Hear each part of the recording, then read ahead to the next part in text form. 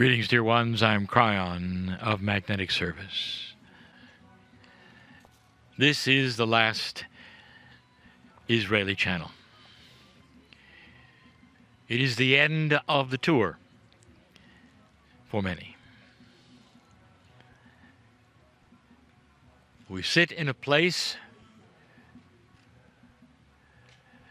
which is Jerusalem, and not too far away is Bethlehem. This particular channel is different.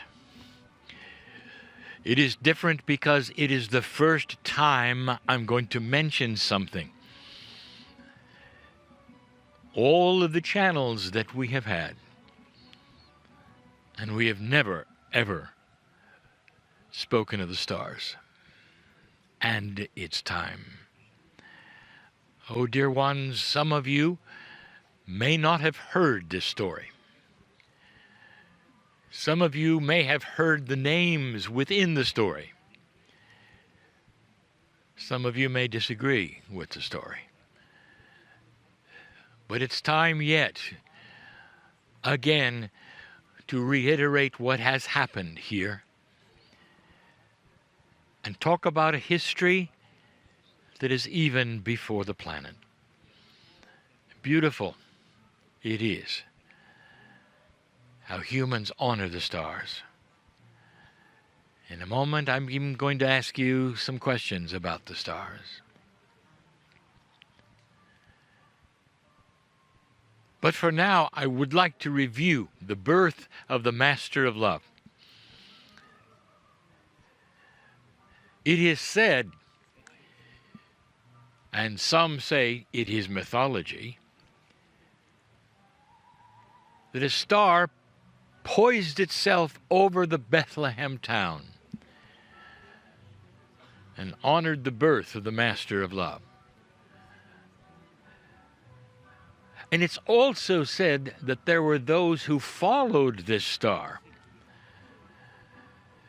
and poised themselves around his birthplace. Now, much of this is mythology, but it's all metaphoric and means something. And it's accurate.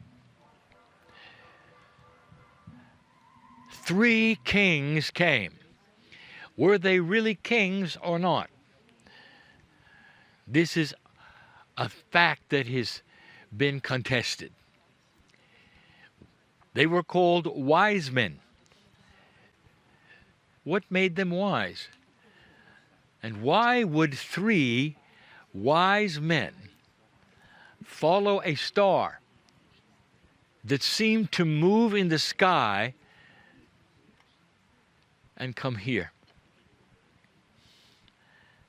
Now I reveal something that most of you know, but many would find controversial. The 3 men who were wise were astrologers. They expected this. It was in the sky, and they saw it in the stars. Dear ones, the stars have played a role in everything. The stars play a role in the construction of the ancients all over the planet.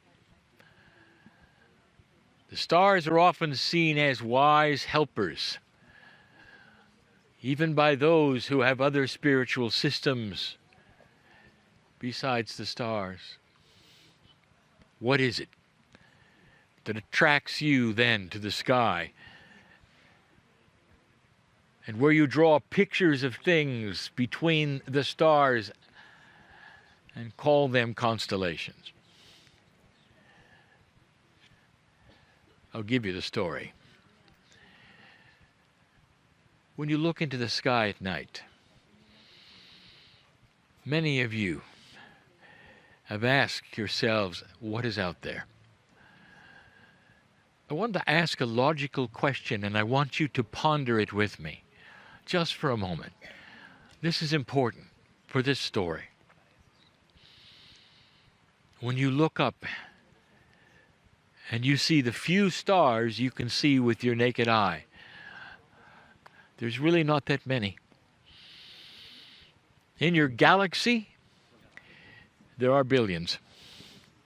And we speak of your galaxy right now. Do you think, in the way spirit works, and the way things would work in what you would call even randomness, do you think that there's life out there? Those who ponder these things mathematically say there has to be. And their argument goes like this: if it happened here, the chances are very, very great that it's happened in the stars, not once, but perhaps millions of times. I've told you before, you are not alone in this galaxy. And now I continue this. Dear ones, this planet is just about the same age as all the other planets around all the other stars. Billions of years. And yet humanity has only just arrived. You're the new kid on the block.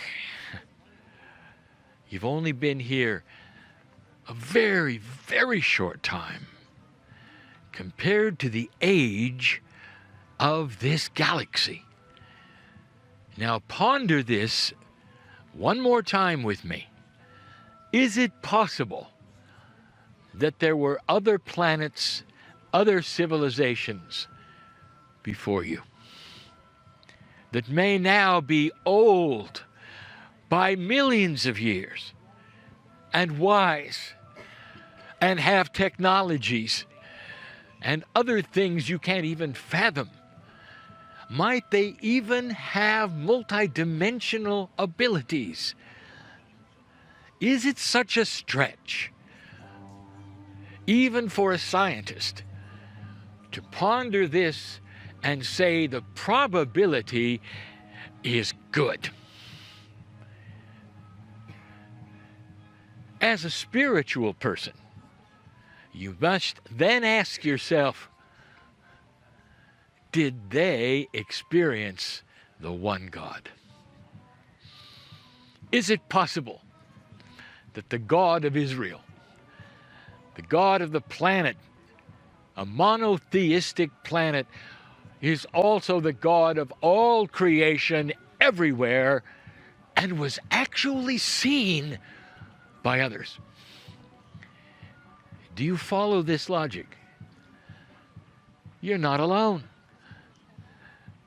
You're young. Is it possible there is an ancient history that goes even before humans got here, that involved the one God, the central source, and love? Is it possible that the love of God existed before anything on the planet?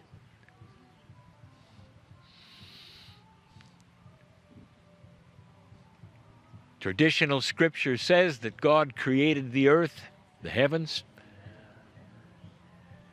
and he rested on the seventh day. The seventh day rest is still celebrated here.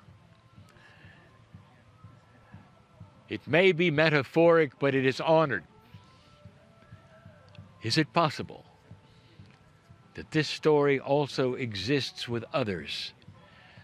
Others you've never met, way before your time? And the answer I will give you is yes. The story of creation on this planet is well known. It is written and known even here. For it involves that which you would call Adam and Eve. And we have told you that this particular story is a metaphor for the arrival of the Pleiadians, bringing to you the seeds of the one God. This is extremely controversial, but this is the way of it.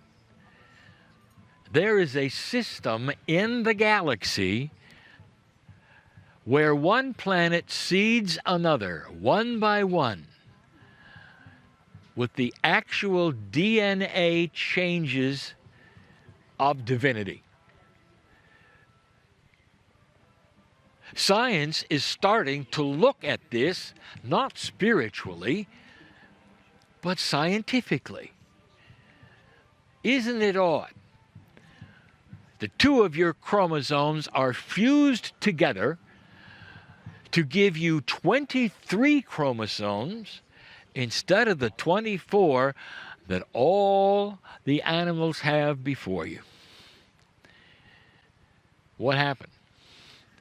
Even science says, what happened? Science will tell you there had to be a missing link for you to have evolved correctly from anything on this planet.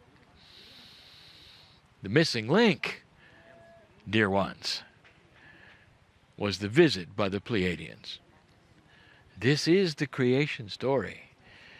In the Garden of Eden, which represents the planet Earth in all of its beauty, Pachamama, in the Garden of Eden, humanity was given a choice, a change in DNA, which actually gave them the difference between light and dark. For the first time, they carried within their souls the creative source. They may have had souls before then, but not like this. It was the beginning of an awareness and free choice of the planet. The Pleiadians are your spiritual parents. And we have given this information before, but we couldn't do it here before the choir. It wasn't appropriate. Those from all the countries never wanted to hear this part. Not really. It didn't honor the places we were visiting. It didn't go along with the history of the area. And we honored that all the way till now. But the choir sang the tones that were given by the Pleiadians. And so we speak of it on this precious land of Israel for anyone who wants to hear it. The Almighty, the one God, has created others. And it was their task to give this information to you. Don't worship Pleiadians. All they did was bring you the one God information into your DNA that then became intuitive. Now, here is why I'm telling you all of this here. We've spoken of a shift. We've spoken of a changing planet. We've spoken of the history and how it works on this planet. We've given you certain kinds of dispensations, all bringing you to this, the precession of the equinox. Again, something you can see with the stars. Here's the question, and here's an answer. What about the Pleiadians? What is their history? Did they have anything similar to you? Have they gone through an Adam and Eve story of their own? Did they have seeds from another planet and another system? And the answer is yes. You're not the first. What about their history? Did you know that in your Akash you carry Pleiadian history? It's not yet awakened. It has to be there because, dear ones, part of the makeup of your DNA is them. You have Pleiadian DNA. Every single human on the planet, to some degree. It's the divine part. What about their history? Did they have war? Were there frustrations? Did they destroy each other? Was it planetary? Were they in survival like you have been? Did they go through anything similar to you? And here's what I want to reveal. I want you to sit for a moment and take a breath. Yes, they did. Everything. In their own way, on their planet, that you have had to go through, they have gone through. Did they ever have a situation where different kinds of Pleiadians had the kind of Holocaust that the Jews had here? And what I'm going to tell you, you may not even believe. The answer is yes, and 3 times. 3 times. How could a planet that has gone through such sorrow and suffering and low energy ever come to a place where they would be able to seed you with the Creator?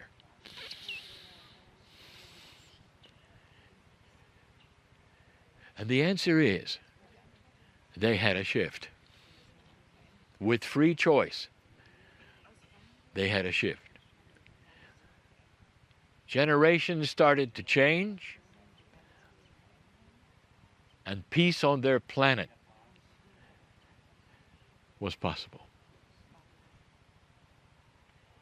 They did not have advanced technology as you think of it, because the Pleiadians are different. Their societies develop different. Did you know that DNA is all over the galaxy? Physics is physics, no matter where it is in the galaxy. There's a sameness of life with the building blocks of DNA. Why would you ever question this? It's all over the earth. A vegetable has DNA.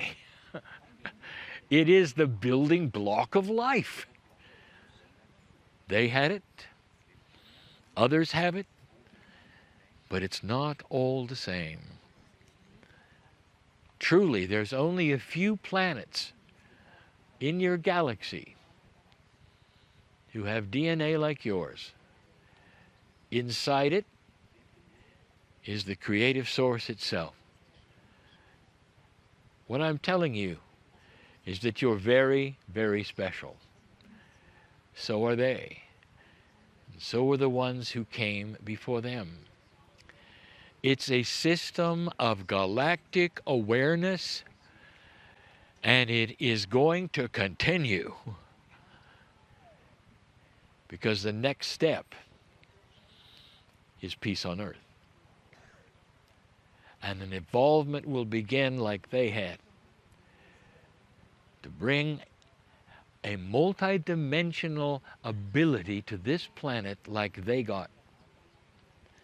Their high technology happened with their consciousness. They were able to develop a DNA quick enough after the shift, many generations, so that they could start manifesting things with their consciousness instead of technology or machinery. Dear ones, this is also possible for you. But what I am telling you is this. Listen to me.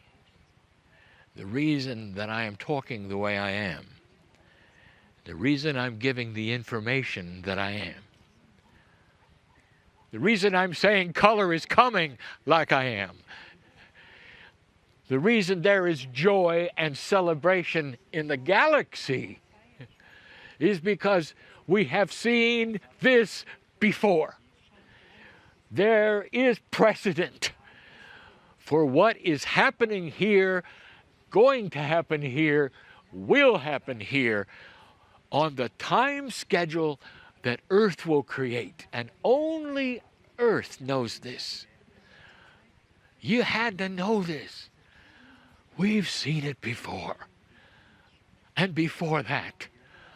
And before that. It's ancient. It's a process we know. And so when we come to you and give you information, and you roll your eyes and say, I don't believe it, it can't happen. It's based on experience. The ones who seeded you have gone through what you've gone through and worse, and come into ascension. With DNA working at 80 or 90%, they're all masters on their planet. And there is peace that will last forever. Welcome to the new earth. These things are possible because we have seen it. You have no idea. No idea of what's coming. It's on your schedule. God will sit back and watch you work it. But the snowball is rolling, as they say. And it's going downhill, as they say. And the snowball is the New Jerusalem. I want you to ponder these things. It's happened before. We know what we're talking about. It's time to believe it. I'm crying in love with humanity. Now you know why. And so it is.